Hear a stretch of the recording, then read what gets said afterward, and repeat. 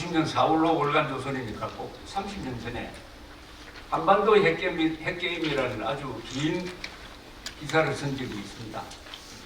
그 이후에 북핵 문제를 취재한 게 꼭 30년입니다. 30년.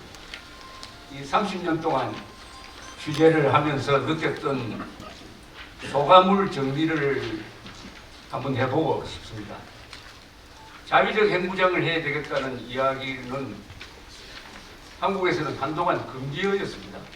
제가 90년 무렵에 유일하게 자위적 핵무장을 해야 되겠다는 이야기를 하시는 분이 우리 김태우 박사님이었는데 굉장히 아주 외롭게 보였습니다. 그 뒤에 제 기억만으로는 박근 전 유엔 대사가 2000년대에 들어와서 자위적 핵무장을 해야 된다. NPT 탈퇴해야 된다.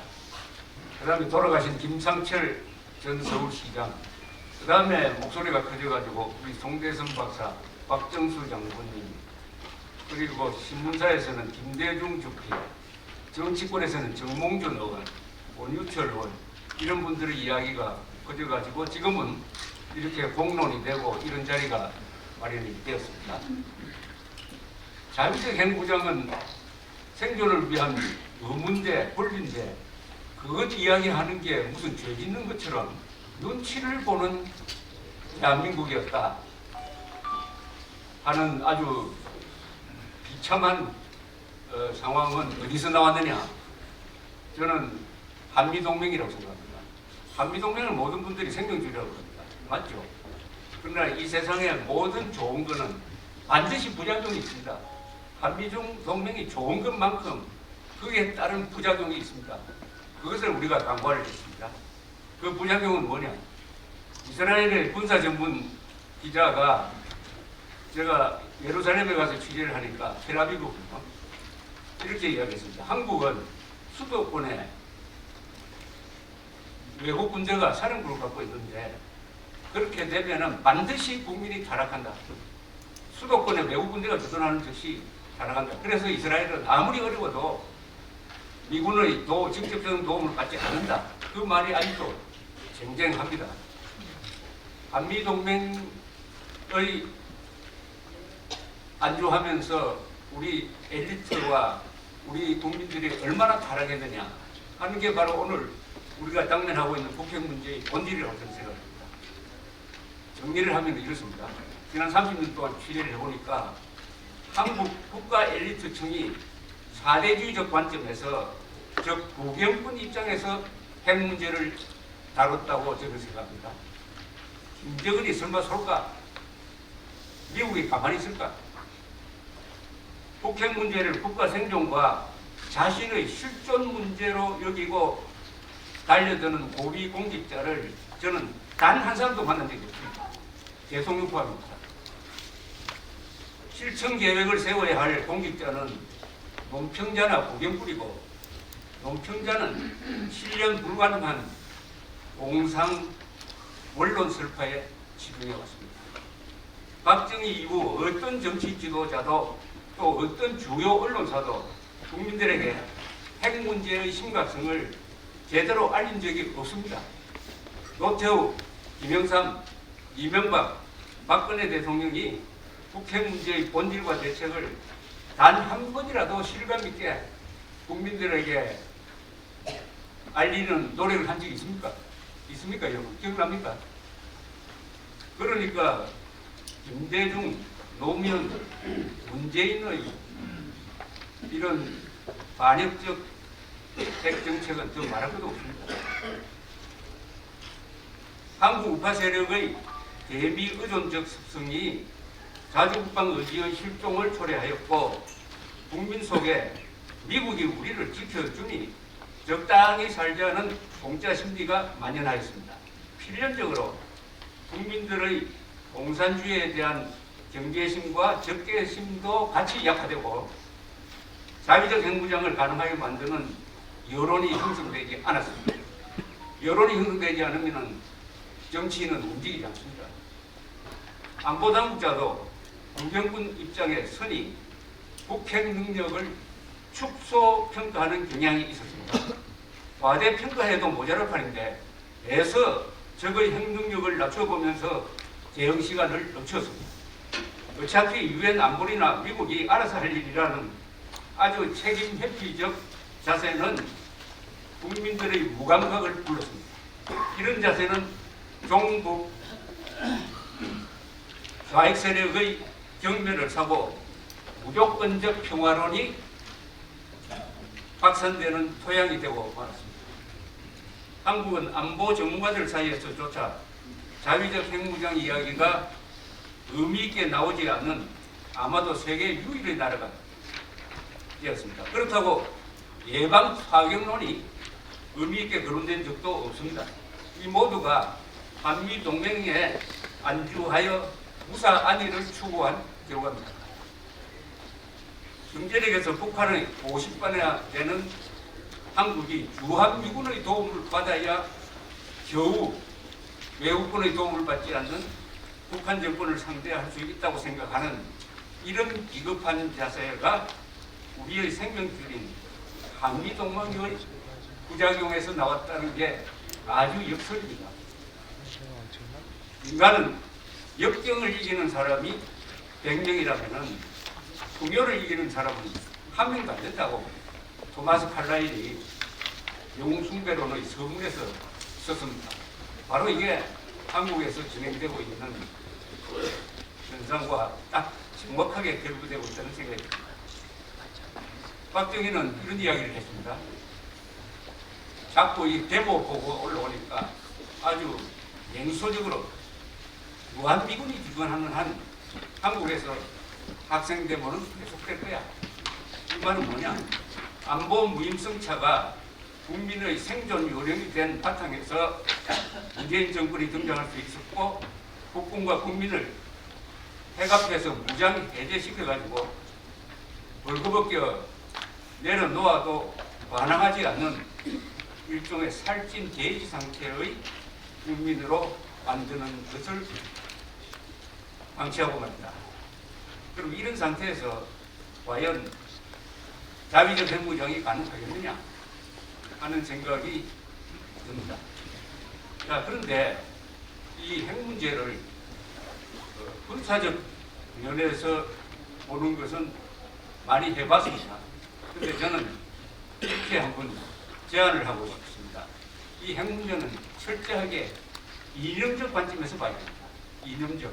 그렇게 해야 정확하게 알 수 있다고 생각하는데 이념적으로 보면은 한국의 핵 문제는 지금 이런 상황이라고 저는 정리를 해봤습니다. 논의의 출발점은 문재인 정권의 이념과 북핵 정책이 어떻게 연결되어 있느냐는 것입니다. 흔히 주사파를 하지만은 이것은 정확하게 표현합니다.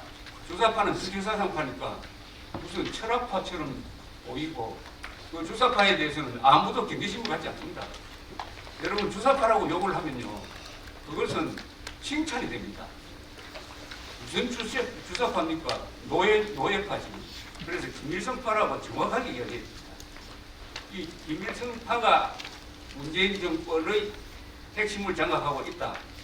그렇다면은 김일성 숭배자들인데 김일성의 유언인 조선 반도의 비핵지대와 즉 북한의 핵 보유국화를 반대할 리가 만무한 거죠.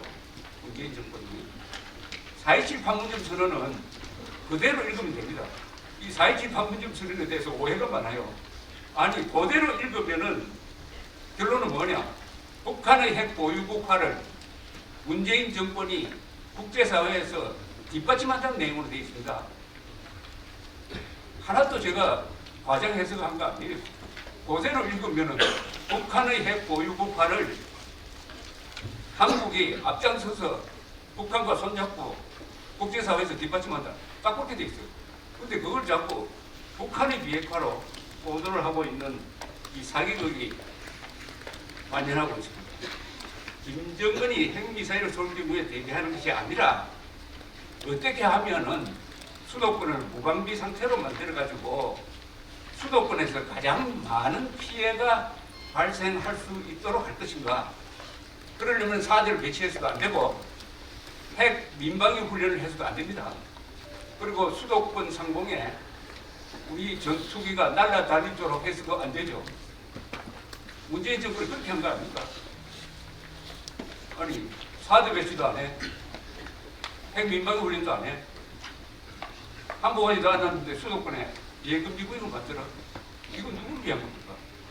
국민의 안전을 위한 겁니까? 아니면 김정은의 안전을 위한 겁니까?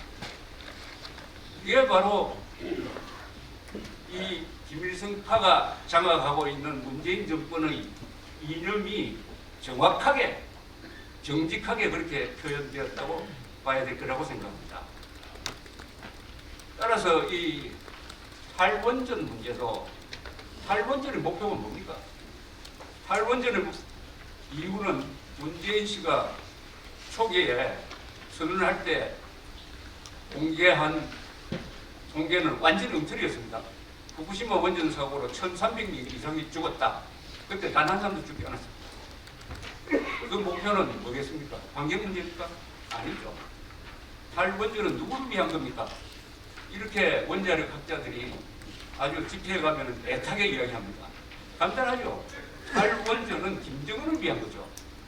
김정은을 위해서 대한민국에 핵폭탄을 개발할 수 있는 기반을 없애겠다는 거죠. 이게 탈원전 아닙니까? 문재인 씨는 북한의 원자폭탄은 위험하다고 생각하지 않고 한국의 세계에서 가장 안전한 원자력 발전소는 위험하다고 생각합니다. 이게 이 사람의 이념이에요. 이념은 가치관이고 가치관은 우리가 좋다는 것을 저쪽은 나쁘다고 보고 우리가 나쁘다는 것을 좋다고 생각하는 게 이념이다. 그러니까 핵 문제, 대책 이런 것도 문재인 정권 입장에서 이념적으로 봐야 대답이 나온다. 이런 말씀을 드리고 싶습니다. 올해 신년사에서 문재인 남쪽 대통령은 핵이라는 용어를 한 번도 쓰지 않았습니다. 야, 신년사에서 자유란 말 한마디도 안 나오고 핵이란 말 한마디도 안 나오는 연설을 할 수 있다는 것은 기적 아닙니까? 이거 기적입니다. 기적. 왜 그렇겠습니까? 악착같이 자유, 핵, 김정은에게 불리한 단어는 나오기만 하면 이렇게 드러내는 거죠. 이게 바로 이 사람이 가지고 있는 이념이다. 자, 이런 정권에 대해서 자위적 핵무장을 해달라고 고소하는 것은 이건 희극입니다. 희극. 오히려 이 정권의 반핵성을 폭로해가지고 국민을 자극해가지고 생존 차원에서 국민 속에서 핵문장이 나오도록 하는 게 바른 방향이라고 생각합니다. 문재인 정권은 김정은의 행복을 위하여 국민의 안전을 희생시키면서 이를 한반도의 비핵화, 민족 평화 화해라고 사기치고 있습니다. 남북 간의 합의문에 나오는 민족 경제의 균형 발전에 의한 공동번영 이거 아십니까? 6.15선언, 14선언, 4.27 선언에 항상 나옵니다.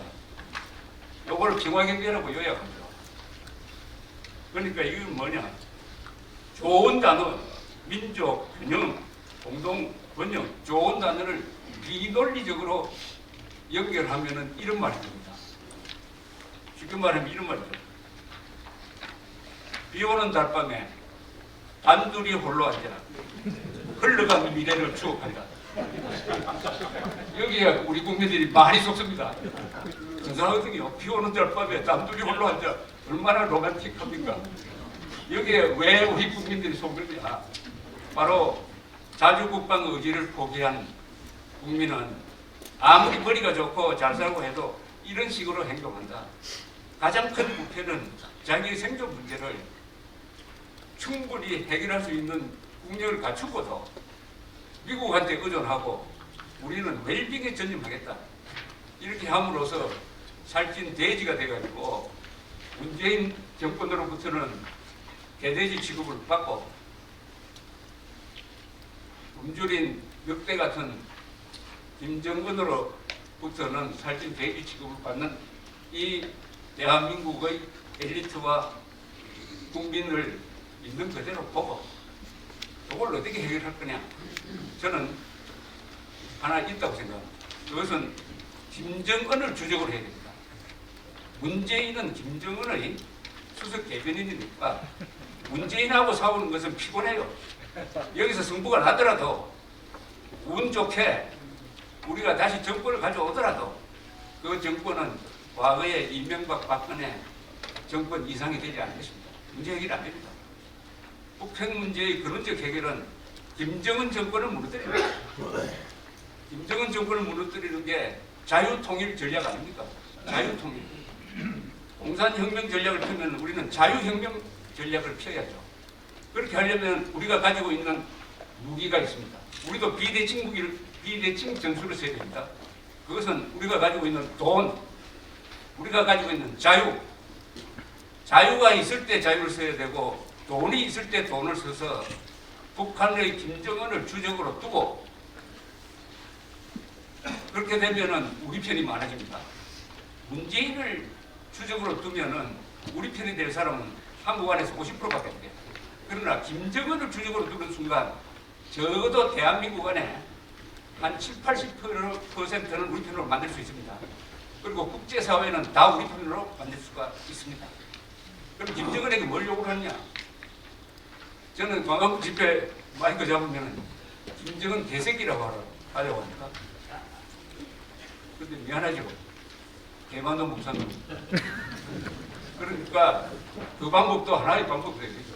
왜냐하면 이승만 광장 집회를 김정은 부하들이 보고 있습니다.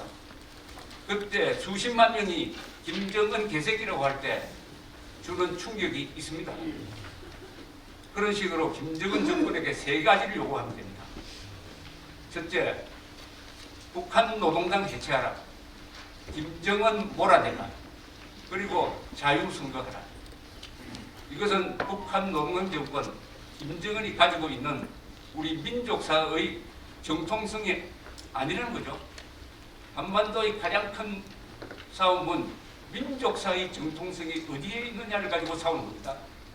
그래서 북한 노동당 정권, 김정은이가 가지고 있는 이런 반민족성을 폭로하는 것을 통해서 김정은 정권을 무너뜨릴 때 우리가 가지고 있는 전략적 강점, 우리가 있는 강점으로 적의 한계를 쳐야 돼요.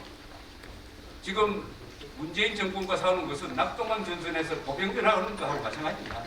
이때 시간을 벌어가지고 평양을 치는 사령부를 공격하는 우파의 인천 상륙작전이 필요하다. 저는 이렇게 말씀드리면서 이것을 장기적 대국장도 한 대안으로서 제기하는 바입니다. 감사합니다.